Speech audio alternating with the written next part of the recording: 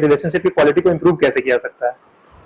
देखिए, सबसे पहले तो ये समझना पड़ेगा कि अगर आपको किसी भी रिलेशनशिप को निभाना सच में सीखना है, तो सबसे पहले तो एक दूसरे के ऊपर ये भरोसा रखिए कि कुछ भी होगा हम दोनों मिल करके संभाल लेंगे। नंबर 2, ये जो बराबरी की लड़ाई है, इसको भी समझना सीखिए। दोनों में से किसी एक को थोड़ा-सा मैच्योरिटी दिखाना बेहद ज़रूरी होता है।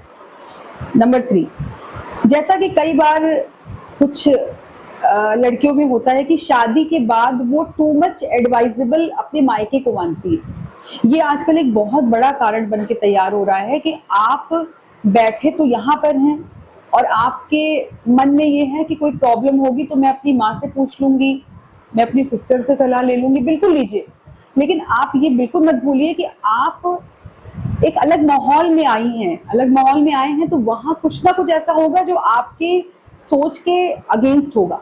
उस पर बेहतर है कि पहले आप जिस परिवार में आई हैं उनके मनोविज्ञान को समझने का प्रयास कीजिए, उनकी साइकोलॉजी को समझिए। उस हिसाब से आप अपने हस्बैंड से डिस्कस करिए कि भाई इस चीज में मुझे एडजस्ट करने में दिक्कत आ रही है, इसको किस तरीके से मैं करूं, और उसके बाद अपनी माँ से भी सलाह लीजिए। लेकिन आप अगर ये सोचे कि आप जिस तरीके के माहौल में एग्जैक्टली रह रही थी बिल्कुल वैसा माहौल यहाँ पर मिले, तो वो कई बार असंभव होता है। सबसे ज्यादा इंपॉर्टेंट बात ये होती है कि किसी भी मेल को या किसी भी फीमेल को ये बिल्कुल नहीं सोचना चाहिए कि वो एक दूसरे को बिल्कुल अपने जैसा बना लेंगे।